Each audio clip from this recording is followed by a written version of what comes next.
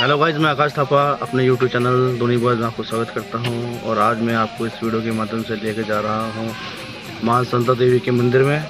और ये देहरादून में स्थित है। आगे महादेव देवी संता देवी का कैसा इतिहास था, क्या उनकी कहानी थी, ये सब कुछ जानने के लिए बने रहे मेरे वीडियो के साथ में।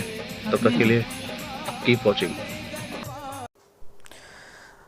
तो दोस्तों, उत्तराखंड को देवभूमि कहा जाता है, जैसे कि आप सभी लोग जानते होंगे, क्योंकि यहाँ पर 4 धाम स्थित हैं, जैसे बद्रीनाथ, केदारनाथ, गंगोत्री और यमुनोत्री।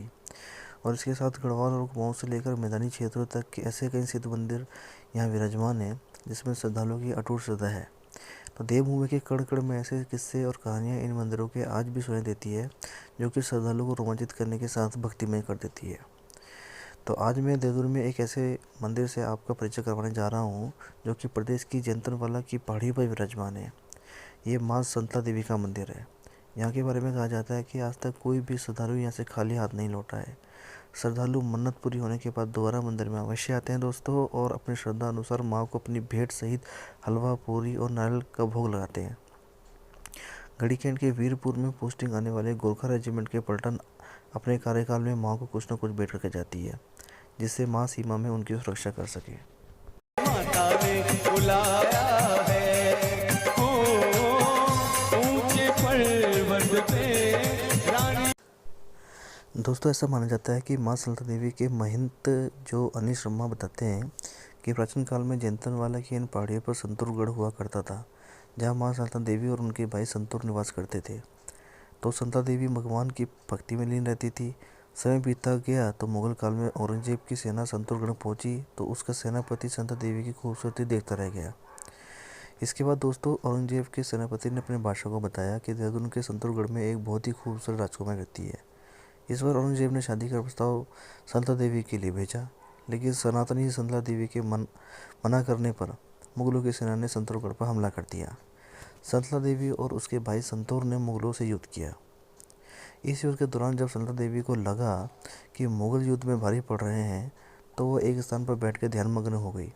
कहा जाता है कि इसी दौरान बिजली गिरने से सभी मुगल सैनिक अंधे हो गए। औरंगजेब के सैनिक संतूरगढ़ की पहाड़ियों से नीचे गिरने लगे। ऐसे में कई सैनिक जान बचाकर भागे। उसके बाद संता देवी एक शिला में परिवर्तित हो गई। दोस्तों, माता ने बुलाया है,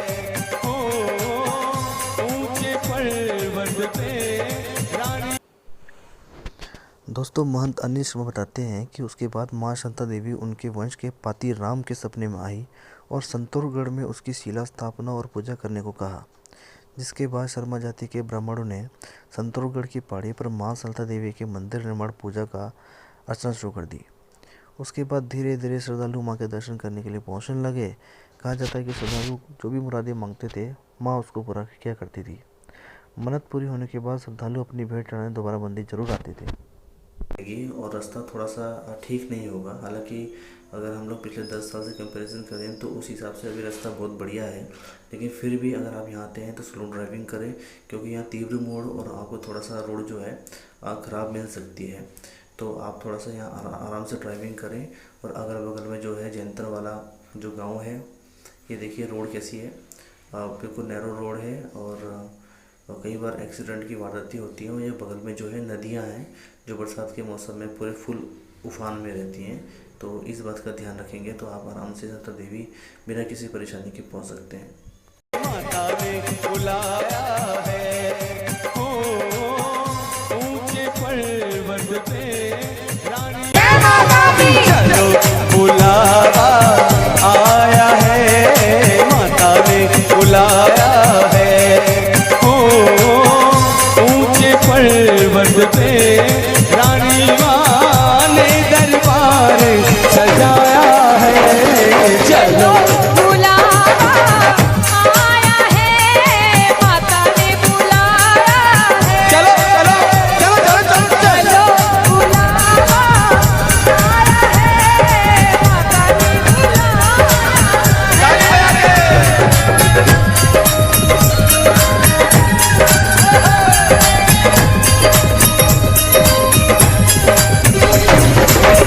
सारे जग में एक ठिकाना, सारे।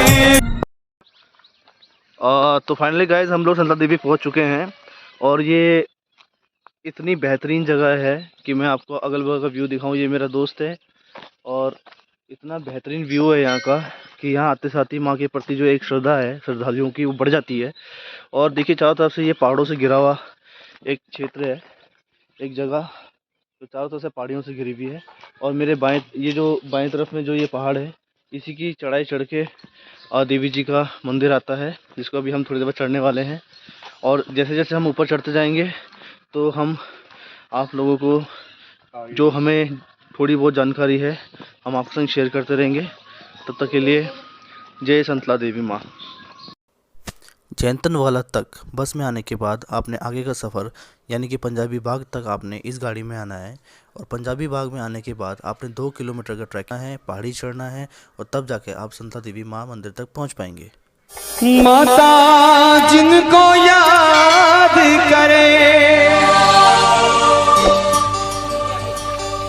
वो लोग निराले होते हैं। माता जिनका नाम पुकारे वो किस्मत वाले। तो गाइस ये मेरा सन है, इसका नाम आद्विक है, अनिश थापा हम प्यार से बोलते हैं। अभी ये बहुत ज़्यादा खुश हो रहा है क्योंकि इसका फर्स्ट टाइम है और इसी को माथा टिकवाने के लिए हम लोग माँ संतला देवी के पास में आए हैं। और ये मंदिर का जो टाइम है वो 5 बजे से लेकर सुबह शाम के 6 बजे तक ये है। और मंदिर की चढ़ाई जंगल से होकर चलती है अतः संध्या काल और रात्रि होने पर जंगली जानवरों से विशेष सावधानी बरते जो यहाँ की हिदायत दी गई है मंदिर कमेटी द्वारा। और देखिए कितना अच्छा व्यू है।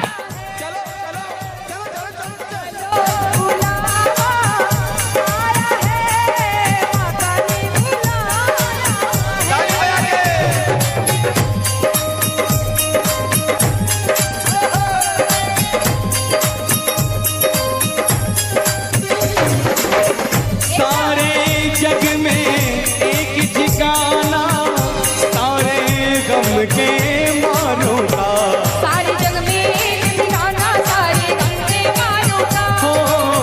रास्ता देख रही है माता अपनी आँख के तारों का। रास्ता देख रही है माता अपनी आँख के तारों का। मस्त हवाओं काय की झोंका, मस्ती हवाओं काय की झोंका, ये संदेशा आया है।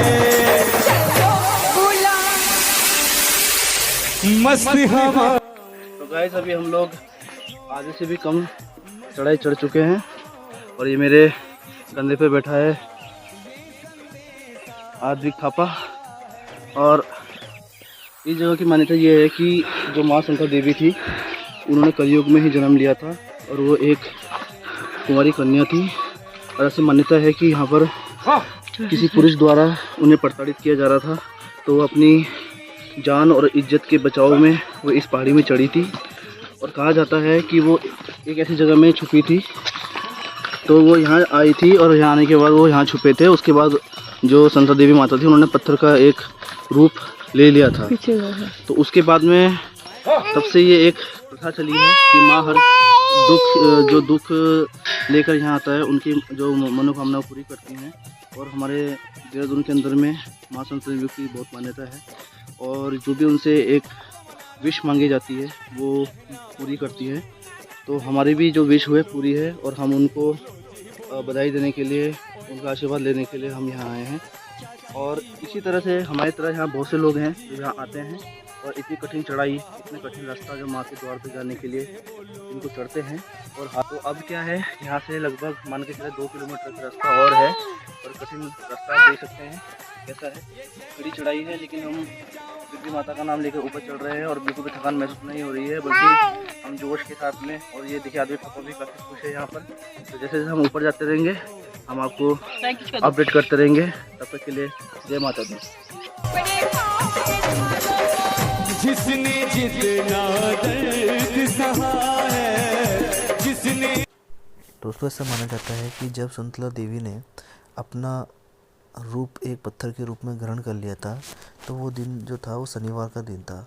इसलिए जो भी भक्तजन माँ की पूजा अर्चना करने के लिए आते हैं तो वो शनिवार के दिन में ही आते हैं, और जो भी उनको भेंट वहाँ चढ़ानी होती है या पूजा अर्चना करनी होती है तो वो शनिवार के दिन में ही आते हैं।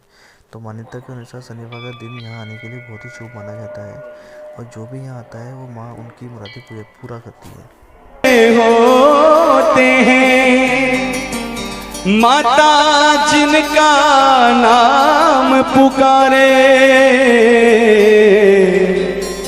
वो किस्मत वाले होते हैं।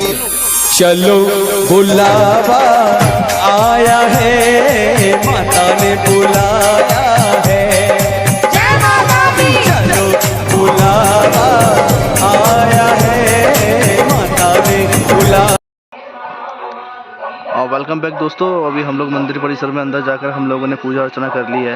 यहाँ पूजा करी और बहुत अच्छा लग रहा है हम लोगों को यहाँ पर। ये हमारी फैमिली यहाँ पर बैठी है और ये मेरा दोस्त।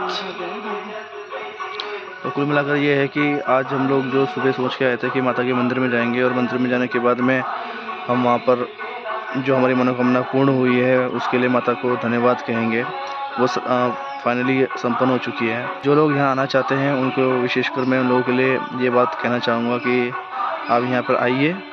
थोड़ा सा रास्ता टफ ज़रूर है, लेकिन एक बार जब चढ़ाई आप पूरी कर लोगे तो आपको जो सुख की प्राप्ति होगी वो शायद मैं शब्दों में बयान नहीं कर सकता हूँ। बहुत अच्छी फीलिंग आपको आएगी, बहुत अच्छा लगेगा, आप भक्ति में डूब जाएंगे। और वैसे माता का आशीर्वाद है कि यहाँ जो सोच के आया है उसको चढ़ाई चढ़ने में कोई दिक्कत नहीं हुई है। माता की जो शक्ति है, माता का जो आशीर्वाद है, माता का प्यार है, वो हर भक्तों को इस तरह से मिलता है कि हर भक्त ये चढ़ाई को आराम से चढ़ लेता है।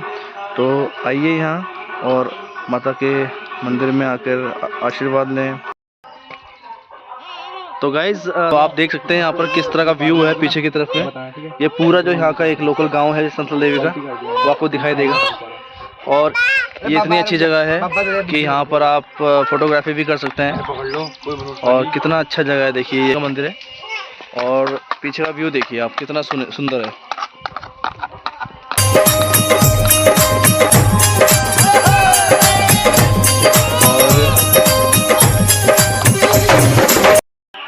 तो फाइनली दोस्तों पूजा अर्चना करने के बाद में अभी थोड़ा रिफ्रेशमेंट लेने के लिए हम लोग छोटे से स्टॉल में आए हैं। ये बगल में भैया का स्टॉल है। यहाँ पर मैगी, चाउमीन और ब्रेड पकोड़ा, चाय और मोमो और सब कुछ अवेलेबल है। और इस तरह के स्टॉल यहाँ बहुत सारे हैं, मैं दिखा देना चाहता हूँ। यहाँ देखिए, यहाँ जितने भी स्टॉल आप देख रहे हैं ये सब स्टॉल में ये चीज़ उपलब्ध है। तो यहाँ जो भी भक्तजन आते हैं उनकी पूरी व्यवस्था खाने पीने की यहाँ है। और बस अभी थोड़ा रिफ्रेशमेंट लेने के बाद में हम लोग वापस जाएंगे यहाँ से। तो फाइनली गाइस हम लोग संता देवी में गए, हम लोगों ने वहाँ पूजा अर्चना करी और बहुत बढ़िया हम लोग का समय गुजरा यहाँ पर। और जैसे जैसे हम लोग आगे बढ़ते गए, ऊपर चढ़ते गए, नीचे आए, वाकई में थोड़ा बहुत थकान तो लगी, लेकिन सही माने तो माँ संता देवी के आशीर्वाद से हम लोग बहुत बढ़िया तरह से ऊपर चढ़ गए। और हमने वहाँ जो पूजा अर्चना करी, बहुत बढ़िया से पूजा अर्चना करने के बाद भी हम लोगों ने बहुत अच्छा वहाँ पर हमने समय गुजारा। छोटी मोटी रिफ्रेशमेंट ली, क्योंकि हम बिना नाश्ता किए माँ के द्वार में गए थे।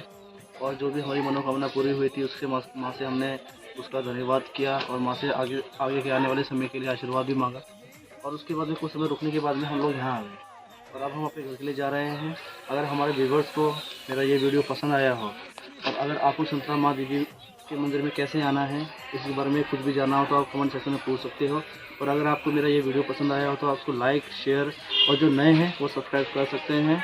और फिर अब मिलते हैं अगले वीडियो में, तब तक के लिए गुड बाय। जय माँ संता देवी।